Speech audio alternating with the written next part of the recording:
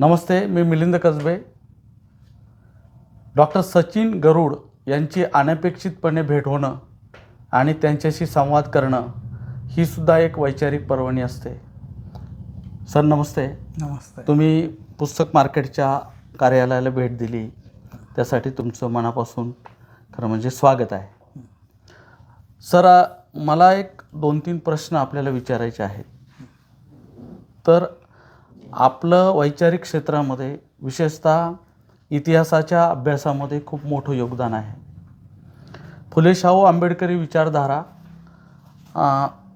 विकसित करण्यासाठी आपल्या लेखनाचा, आपल्या संशोधनाचा आणि आपण सातत्याने गेले कित्येक वर्ष महाराष्ट्रात फिरून करत असणाऱ्या मांडणीचा सतत उपयोग झालेला आहे. पण आता सध्या जातीच्या, वर्गाच्या प्रश्नावर जे काही लढे, जे काही संघर्ष महाराष्ट्रात होत आहेत, याकडे तुम्ही कसं पाहताय? ह्या प्रश्नाकडं साधारणतः मला वाटतं मी थोड्या वेगळ्या टप्प्यामध्ये बघेल. जागतिकीकरणानंतर ज्या पद्धतीनं आपण म्हणूया की भांडवलशाहीचे जे स्थित्यंतरं झाली जातीव्यवस्थेमध्ये आणि जातीव्यवस्थेमधनं जागतिकीकरणानंतर मोठ्या प्रमाणामध्ये एक जो बहुजन जातींमधला दलित किंवा आणखी खालच्या जातींमधनं मध्यमवर्ग उभा राहिला आणि हा मध्यमवर्ग उभा राहिल्यानंतर त्याच्याकडं एक प्रकारची आर्थिक सधनता आली. परंतु त्या प्रमाणामध्ये ह्या मध्यमवर्गाने जागतिकीकरणानंतरच्या ह्या 2 दशकामध्ये ज्या पद्धतीनं 80च्या अगोदर 70च्या अगोदर आंबेडकरी चळवळीमधनं आलेला जो दुसऱ्या पिढीतला किंवा पहिल्या पिढीतला असा जो शिक्षित वर्ग होता, त्यानं ज्या पद्धतीनं आंबेडकर चळवळीला जनचळवळीचं नेतृत्व केलं, वैचारिकदृष्ट्या, साहित्यिकदृष्ट्या आणि प्रत्यक्ष ज्याला आपण म्हणूया की फील्डवर उतरून कार्यकर्ता म्हणून काम करणं, त्याच्या तुलनेमध्ये आज जर बघितलं तर हा जो बुद्धिजीवी वर्ग आहे किंवा हा जो मध्यम वर्ग आहे तो विखुरलेला आहे आणि तो संघटित अशी जनचळवळ उभी करतोय. जर तुलना केली 70ची पॅन्थरची चळवळ असेल किंवा इतर दलित साहित्याची चळवळ असेल, त्या मानानं आत्ता मात्र असा प्रभाव दिसत नाही. तो विखुरलेला आहे, तो गटांमध्ये आहे आणि तो कुठल्या ना कुठल्या हितसंबंधांना बांधील आहे. आणि जागतिकीकरणामध्ये आणखी एक महत्त्वाची गोष्ट घडलेली आहे की या अगोदरचा जो शिक्षित वर्ग होता फुले आंबेडकरी चळवळीतला, तो स्टेटशी भांडत होता वेगळ्या पद्धतीनं, राज्याशी भांडत होता. म्हणजे त्याचा परिणाम काय आहे की हे बारकाईनं बघितलं पाहिजे की दलित पॅन्थरचे लढे झाले नसते तर बाबासाहेब आंबेडकरांचे रायटिंग अँड स्पीचेसचे खंड छापले गेले नसते. सरकारवर वेगळ्या प्रकारची एक दबाव टाकून त्याच्याकडनं कल्याणकारी स्टेटकडनं मुक्तिदायी ज्ञान व्यवहाराला चालना देणं, एका आंबेडकरांचे, फुल्यांचे, शाहूंचं साहित्य छापून आणणं, तर हे एक कामगिरी त्यावेळेस केली होती. पण जागतिकीकरणानंतर ते जुनेच खंड छापले जात आहेत आणि हा जो मध्यमवर्ग आहे हा काही मोठ्या प्रमाणामध्ये तशा चळवळी करताना दिसत नाही. त्याला अनेक कारणं आहेत. जातीव्यवस्थेमध्ये जे स्थित्यंतर आलं आणि एक वर्गीय स्तर उभा राहिला, त्याच्यामध्ये नवे संबंध उभे राहिले की हा जो एक विशिष्ट मध्यमवर्ग असेल किंवा कार्यकर्ता वर्ग आहे तो दाता आश्रित संबंधामध्ये जे दाता आहेत किंवा जे शास्ते आहेत जातीव्यवस्थेमधले त्यांच्याशी वेगळ्या पद्धतीनं जोडला गेलेला आहे. म्हणजे आश्रितीकरणाची प्रक्रिया मोठ्या प्रमाणामध्ये झाली. दुसऱ्या बाजूला एक असं दिसतंय की जगभरामध्ये मार्क्सवादी चळवळी अडचणीत सापडलेला आहे, जन चळवळी अडचणीत सापडलेल्या आहे.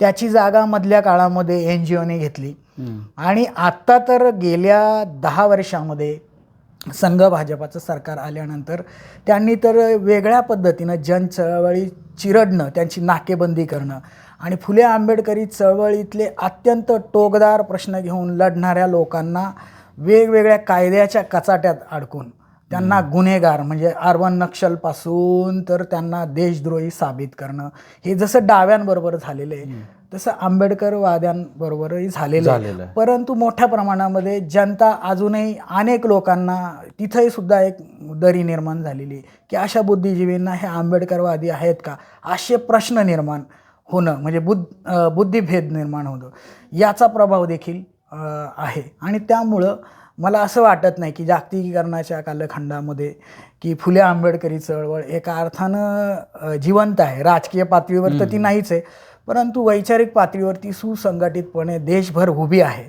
असं काही चित्र दिसत नाही. ती जर असती तर मग या पद्धतीचं ब्राह्मणी भांडवली दडपशाहीचं फॅसिस्ट सरकार किंवा अशा पद्धतीचे राजकीय व्यवहार होताना दिसले नसते. तर पण सर मग असं वाटत नाही का आपण मार्क्सच्या सगळ्या मांडणीकडे काहीसं दलितांनी दुर्लक्ष केलं किंवा समाजवाद्यांशी मैत्रभाव करण्यामध्ये ते कमी पडले, कम्युनिस्ट चळवळीला समजून घेण्यामध्ये कमी पडले आणि हा जो सगळा पेच आहे म्हणजे दलित चळवळी विकलांग होण्यासाठी किंवा तिच्यामध्ये स्थिरता येण्यासाठी तर वैचारिकता कुठे कुठे कमी पडली, तुम्हाला काय वाटतं?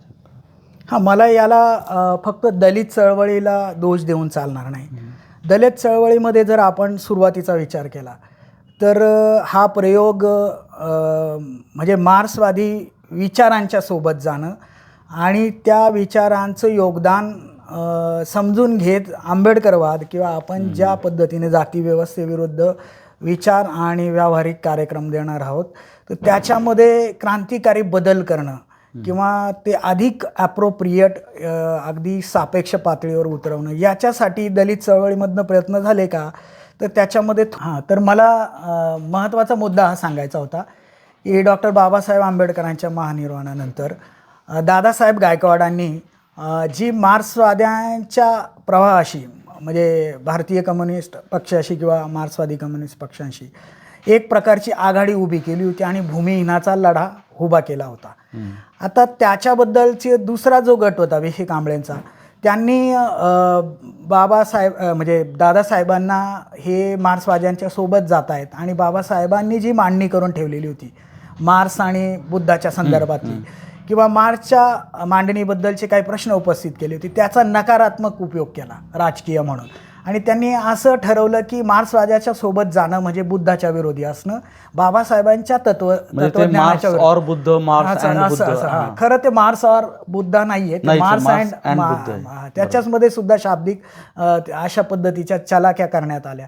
परंतु हा जो दुसरा गट होता जो स्वतःला दुरुस्त म्हणत होता आणि दादासाहेबांच्या गटांना नादुरुस्त म्हणत होता, तिथं हे द्वैत किंवा हे भांडण सुरू झालं की मार्क्सवाद विरुद्ध आंबेडकरवाद. आणि प्युअर आंबेडकरवाद म्हणजे काय, मार्क्सला वगळणं. आर्थिक प्रश्नाच्या बाबतीत कोणी विचार केला तर तो मार्क्सवादी असं म्हणायला सुरुवात झाला. हा दुसरा टप्पा ढाले ढसाळांच्या पॅन्थरच्या म्हणजे संघर्षामध्येही दिसायला लागला. म्हणजे ढसाळ हे मार्क्सवादाच्या समाजवाद्यांच्या बरोबर जातात असं राहिलं.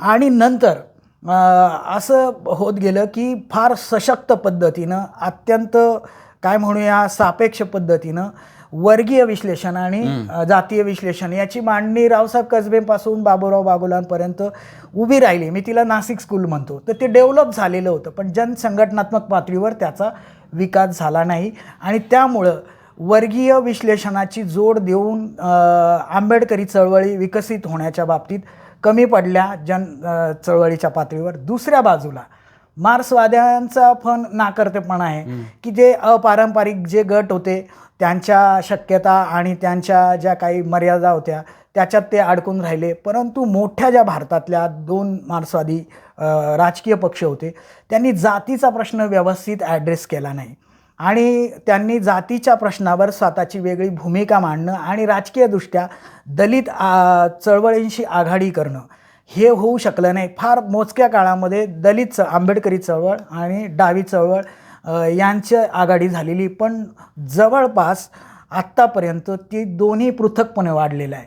आणि याचा तोटा आणि एका अर्थाने वेगळा फायदा हा प्रतिगामी उजव्या शक्तींना झालेला आहे. डाव्यांची सर्वात मोठी चूक आहे कारण ती मोठी शक्ती आहे आंबेडकरी शक्तीपेक्षा आणि त्यांच्या चुकांमुळं आज फॅसिझम आणि ह्या सगळ्या उजव्या शक्ती आहेत त्यांनी त्या जागा व्यापलेल्या आहेत आणि त्याचे परिणामही त्यांना भोगावे लागत आहेत की मोठ्या प्रमाणामध्ये अत्यंत क्रूर पद्धतीनं संघ भाजपाचा फॅसिझम हे डाव्यांना चिरडतोय, पण त्याचबरोबर तो दलितांना पण सोडत नाही, हे चित्र दिसत आहे. सर मला आठवतंय की रावसाहेबांनी एका ठिकाणी म्हटलंय की जिथे वर्गीय प्रश्न आहेत तर तिथे कम्युनिस्टांनी त्याचं नेतृत्व करून ते सोडवावेत दलितांच्या मदतीने, आणि जिथे जातीय प्रश्न आहेत तिथे दलितांनी नेतृत्व करून कम्युनिस्टांच्या मदतीने ते सोडवण्याचे प्रयत्न करावेत. तर ही जी काही हे जे काही गोळाबेरीज आहे तर ती आपण काही करू शकलो नाही, आजपर्यंत करू शकलो नाही. मला पुढे असं म्हणायचं आहे की आता आपण ग्लोबलायझेशनमध्ये आहोत, जागतिकीकरणाच्या सगळ्या पार्श्वभूमीवर आपण वावरतो आहोत. भांडवलदारांनी हे सगळं आपल्या हाती घेतलेलं आहे. म्हणजे भांडवली जगतात वावरत असताना ज्या प्रश्नांच्याबद्दल तुम्ही सातत्याने जात आणि वर्गाच्या प्रश्नांबद्दल सातत्याने चिंतन करतायत, तर भांडवलशाहीच्या काळामध्ये जातीचे आणि वर्गाचे आणि विशेषतः दलित आणि उपेक्षित समूहांच्या लढ्यांचे प्रश्न कसे राहतील, ते एक तर तीव्र होतील, नामशेष होतील, का त्याचं स्वरूप कसं असेल, एक विचारवंत म्हणून तुम्हाला काय वाटतं? ह्या 2 टर्ममध्ये असं दिसतं आहे की भाजप जेव्हा सत्तेवर आला तेव्हा ज्या काही राजकीय विश्लेषणं आली त्याच्यामध्ये असं म्हटलं गेलं की जातीचा प्रश्न हा अप्रस्तुत ठरला आहे आणि डाव्यांच्या किंवा दलितांच्या चळवळी ह्या आता थोड्याशा कालबाह्य झाल्या आहे, अप्रस्तुत झाल्या आहे, कारण त्याची जागा हिंदुत्वाने घेतलेली आहे, विकासाच्या मुद्द्याने घेतलेले आहे. तर हा एक आभासी खोटा असा डिस्कोर्स उभा केला होता, कारण संघ भाजपाचा पाया हा जात वर्ग व्यवस्थेवरच उभा राहण्यामध्ये आहे आणि त्यांचं जे हिंदुत्वीकरण आहे ते आता खालून ज्या पद्धतीनं आपण म्हणतो ते खालच्या म्हणजे खालच्या समाजस्तराकडनं सुरू आहे. म्हणजे आदिवासींचं वनवासीकरण करणं, भटक्यांमध्ये जाणं, दलितांमध्ये वेगळ्या पद्धतीनं हिंदुत्वाची एक प्रचाराची मोहीम राबवणं आणि त्यांचं राजकीय समरसताकरण करणं, यात ते सुरू आहे. आणि मग अशा कालखंडामध्ये महत्त्वाची गोष्ट काय असते की दलितांचे, आदिवासींचे, ओबीसींचे, भटक्यांचे प्रश्न काय आहेत, स्त्रियांचे प्रश्न काय आहेत, हे व्यवस्थित मांडणं एक बुद्धिजीवी वर्गाचा रोल असतो आणि त्याचबरोबर तो कार्यकर्त्यांना वेगळ्या पद्धतीनं प्रशिक्षित करणं. आंबेडकरी चळवळीमध्ये जसं डाव्या चळवळीमध्ये केडर बेस म्हणजे पक्ष उभे राहिले, तसे आंबेडकरी चळवळीमध्ये उभे राहिले नाही. जोपर्यंत आंबेडकरी चळवळीमध्ये केडर बेस अभ्यासवर्ग होऊन नवीन मुलं कार्यकर्ते आणि बुद्धिजीवी म्हणून उभे राहणार नाहीत, तोपर्यंत खरे प्रश्न काय आहेत म्हणजे संस्कृतीचे, धर्माचे, जाती व्यवस्थेचे आणि त्याचबरोबर आर्थिक भौतिक प्रश्न काय, हे सगळे सुटे न पाहता ते एकत्रित पाहून अशा पद्धतीनं लढता येईल हे करणं गरजेचं आहे. हे डाव्यांना पण करता येईल आणि हे फुले आंबेडकरी चळवळींना करता येईल. परंतु रावसाहेब जसं म्हणतायत की हे असं करावं, त्यांनी कदाचित एक व्यूहनीती सांगितली असेल, असं करून बघावं.